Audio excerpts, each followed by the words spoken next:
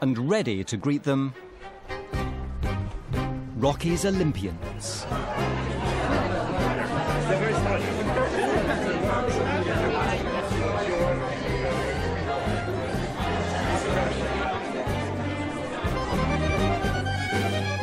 Go on, what's happening next, lads? My charge, you got it. I was the clock straight.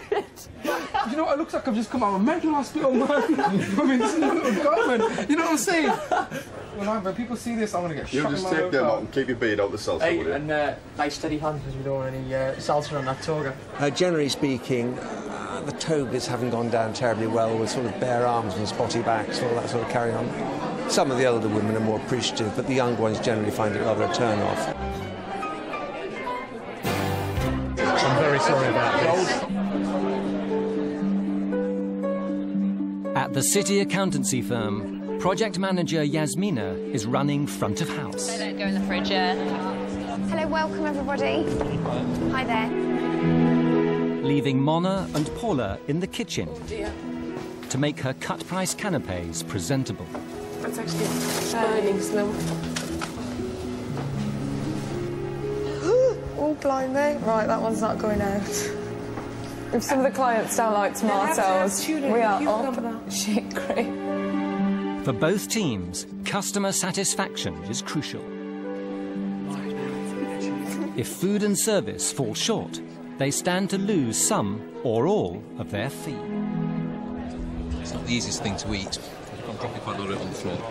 Some of the canapes are quite large. The bruschetta is some of the largest bruschetta I've seen. So there have been a couple of accidents with tomato on the floor, but hopefully we've rescued the situation.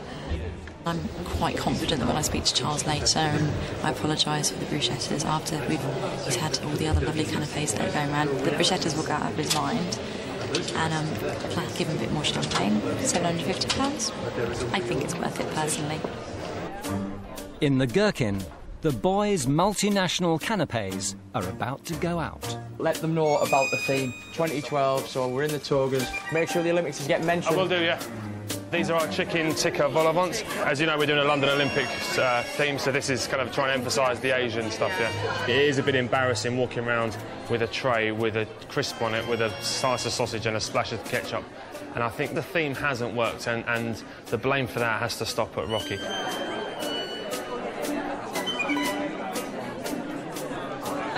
Are you going to have a vol au vent? I think I'll give them a miss, thanks. OK. All right. It's a bit cold. I don't mind looking like a prick in this skirt, but when these are all cold and the people are starting to complain, it's not right. Both of them are ice cold. Recently go back in the oven, they're stone cold.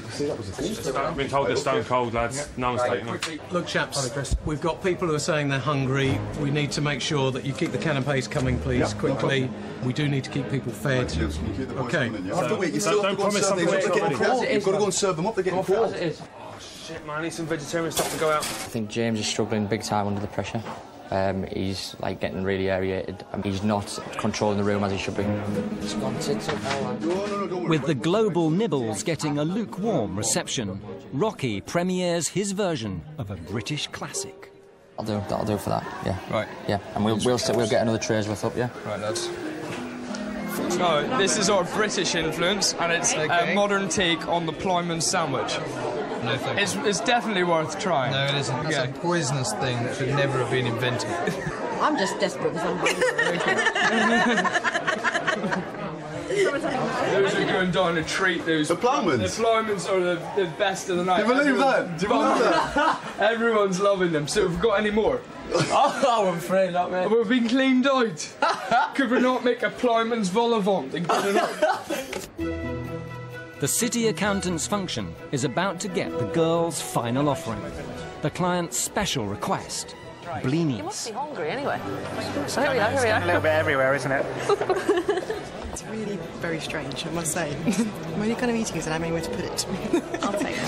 Thanks very much. It's a sweet pancake with savoury food in it.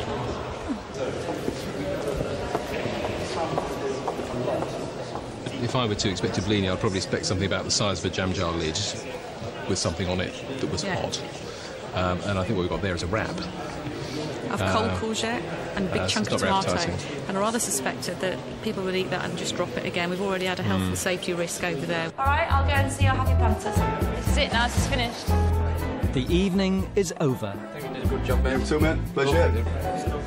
To find out who made the most money, the teams will have to wait.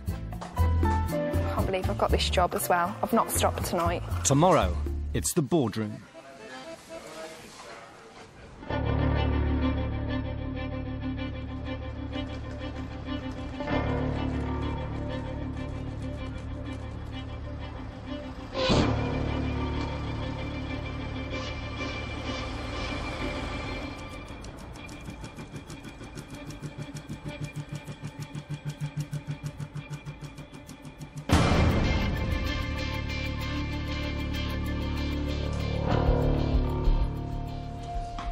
Having met and worked with all the other girls, I firmly believe that I'm better than all of them, and I think that as the weeks go on, Sir Alan will start to realise that as well.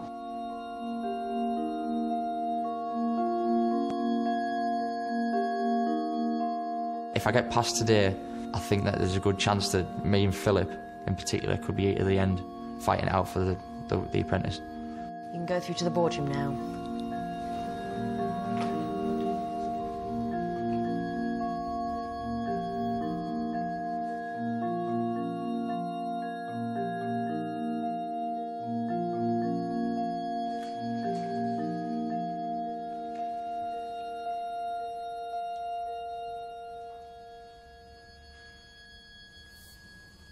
Afternoon.